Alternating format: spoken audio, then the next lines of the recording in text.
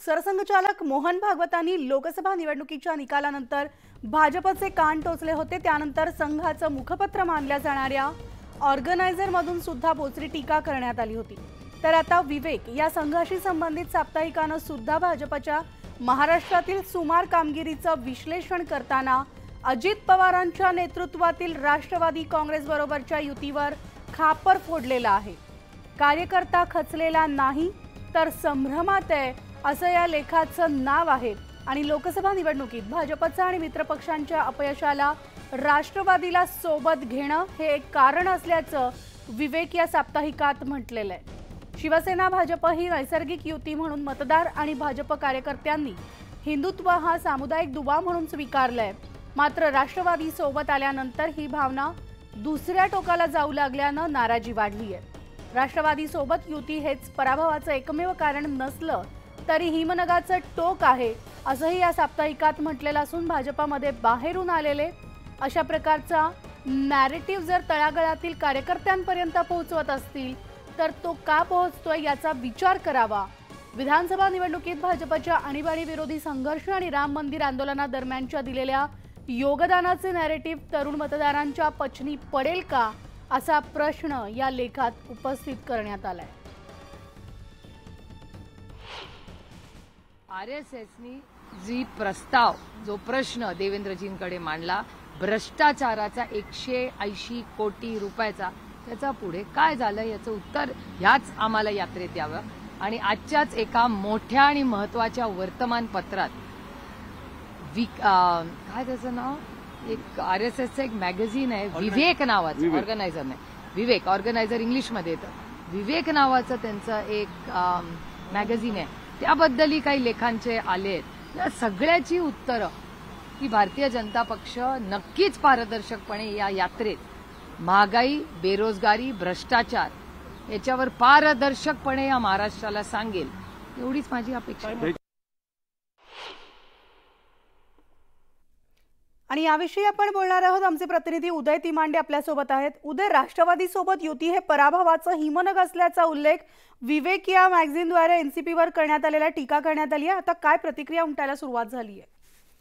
अगदी खरं आहे, कारण संघ विचारांचं साप्ताहिक म्हणून जे आहे ते साप्ताहिक विवेकला जे आहे ते पाहिलं जातं। आणि आज संपादकीय मध्ये विवेकने जे काही विश्लेषण केलेलं आहे ते विश्लेषण भाजपच्या जवळजवळ 200 पेक्षा अधिक कार्यकर्त्यांसोबत चर्चा करून केलेलं आहे। या विश्लेषणामध्ये जी बाब समोर आलेली आहे त्यामध्ये राष्ट्रवादी पक्षासोबत भाजपनं महायुतीने केलेली युती जी आहे ती कार्यकर्त्यांना आणि विशेष करून मतदारांना रुचली नाही आणि त्याच्याच मुळे जे आहे ते लोकसभा निवडणुकीत अपयश आलं अशी भावना जी आहे ती या विवेकमध्ये जी आहे ती व्यक्त करण्यात आलेली आहे। सोबतच भाजपमध्ये घराणेशाही नाही आहे, त्यामुळे कार्यकर्त्यांना इथं नेता बनण्याची संधी मिळते। मात्र ज्या पद्धतीने गेल्या काही दिवसामध्ये भाजपमध्ये मोठ्या प्रमाणात इन्कमिंग केली जात आहेत आणि जे बाहेरून नेते येतात त्यांना मोठ्या जबाबदाऱ्या दिल्या जातात, त्यामुळे भाजपमध्ये कार्यकर्त्यांचा नेता तयार करण्याची जी क्षमता आहे ती क्षमता पूर्णपणे संपेल का अशी भीती जी आहे ती कार्यकर्त्यांच्या मनात असल्याची चिंता देखील जी आहे ती याच्यातून व्यक्त केलेली आहे। त्यामुळे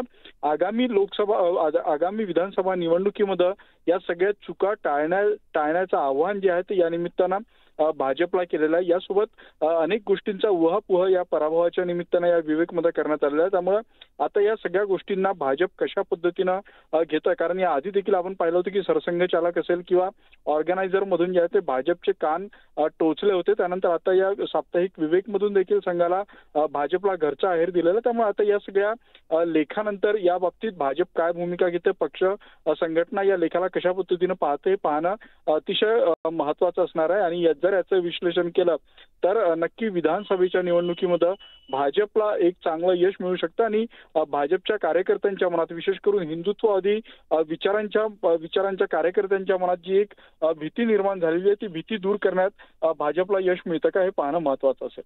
निश्चितच धन्यवाद या सविस्तर माहितीसाठी। तर आपण पाहतो आत्ताची या क्षणाची ही सगळ्यात मोठी ब्रेकिंग बातमी आहे, ती म्हणजे भाजपचं जे मॅगझिन आहे विवेक यामध्ये राष्ट्रवादी काँग्रेसवर टीका करण्यात आलेली आहे। संघाच्या साप्ताहिकातून राष्ट्रवादीवर ही टीका करण्यात आलेली आहे। त्यामुळे राष्ट्रवादी बरोबरची युती भाजपला भोवली अशा प्रकारचं विधान या साप्ताहिकामधनं करण्यात आलेलं आहे। आपल्यासोबत आहेत राष्ट्रवादीचे प्रवक्ते उमेश पाटीलजी, आपल्याला सुद्धा हे कळलं असणार आहे की नेमकं विवेकमध्ये काय म्हटलेलं आहे. राष्ट्रवादी सोबत युती हे पराभवाचं हिमनग असल्याचं सुद्धा त्यात उल्लेख करण्यात आलाय. आपली प्रतिक्रिया.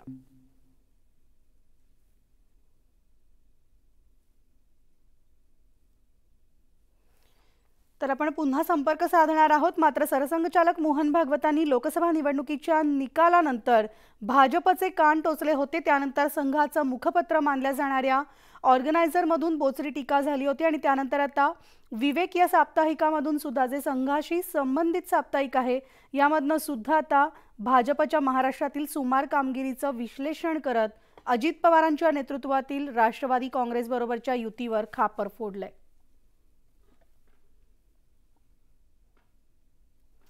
तर लोकसभा निवडणुकीनंतर राज्यात विधानसभा निवडणुकीचे वारे वाहू लागलेत. लोकसभा निवडणुकीमध्ये झालेल्या पिछेहाटनंतर उपमुख्यमंत्री अजित पवारांनी आगामी विधानसभा निवडणुकीच्या दृष्टीनं जोरदार मोर्चे बांधणी सुरू केली आहे.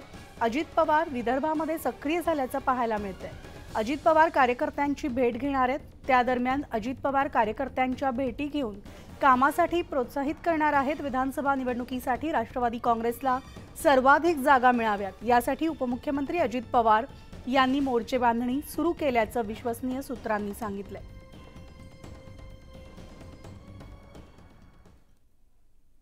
तर लोकसभा निवडणुकीनंतर उद्धव ठाकरे विधानसभा निवडणुकीची तयारी करतायत आणि याच पार्श्वभूमीवर आता शिवसेना उद्धव बाळासाहेब ठाकरे पक्षाचे प्रमुख उद्धव ठाकरेंनी विधानसभा निवडणुकीबाबत ट्रायडंट हॉटेलमध्ये एक बैठक घेतली आहे. उद्धव ठाकरेंनी त्यांच्या पक्षातील नेत्यांसोबत चर्चा करत लढवल्या जाणाऱ्या संभाव्य जागांवर चर्चा केली आहे. बैठकीमध्ये संभाव्य जागांबाबत अभ्यास आणि चिंतन केल्याची माहिती संजय राऊतांनी दिली आहे. तर विधानसभेसाठी आमचा अभ्यास पक्का झालाय आणि आमचा अभ्यास पूर्ण झाल्याचं संजय राऊतांनी म्हटलंय. तर लवकरच आमचा वचननामा तयार केला जाईल अशी माहिती संजय राऊत यांनी दिली आहे. उभाठा एक स्वतंत्र पक्ष आहे. त्यांनी कोणाबरोबर आघाडी करावी, कोणाबरोबर युती करावी, 288 जागा लढवाव्या की 88 जागा लढवाव्या, हा त्यांचा पक्षाचा वैयक्तिक प्रश्न आहे. म्हणून मला असं वाटतं की 288 मतदारसंघाचा ते जर आढावा घेणार असतील, कदाचित स्वबळावर लढण्याचं त्यांच्या मनामध्ये असू शकतं. म्हणून कदाचित चाचपणी होत असेल. ते पण 2.5 वर्षापासून ते म्हणत होते की महाराष्ट्रामध्ये सत्ता परिवर्तन होईल. आम्ही आता शिंदे साहेबांच्या नेतृत्वाखाली निवडणुकीला सामोरं जातोय.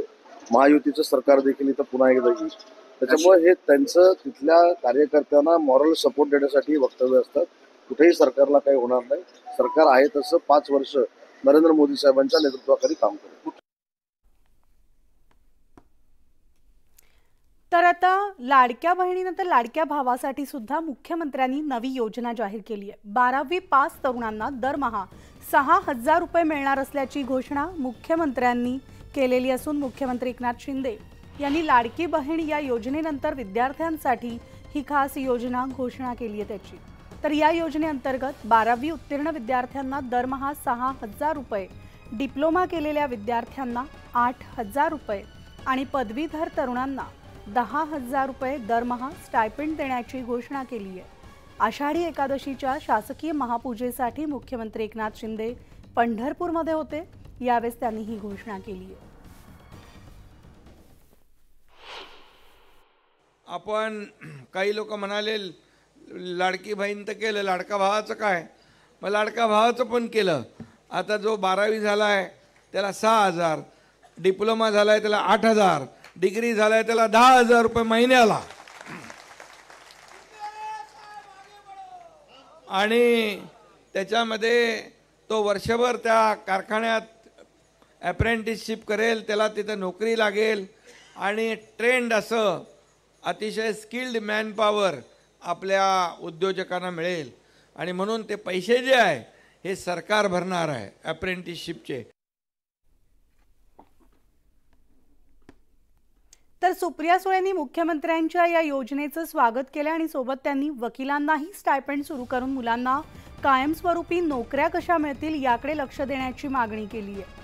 तसंच तरुणांच्या मेरिटवर त्यांना नोकरी देण्याची सुविधा करावी असा सल्ला सुद्धा त्यांनी दिलाय. स्वागत आहे, पण त्याचबरोबर स्टायपेंड देणार तो वकिलांची पण मागणी आहे. तर वकिलांना पण तो स्टायपंड सुरू करा ही माझी मागणी आहे. वकिलांची स्टायपंडची मागणी आहे. तुम्ही म्हणताय ती स्टायपंड देतायत ह्याचा मला आनंद आहे, मी त्याचं स्वागत करते.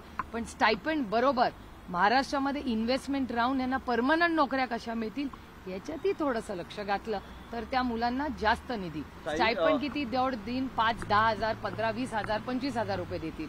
ही मुलं इतकी शिकलेली आहेत की त्यांना लाखात नोकऱ्या मिळतील.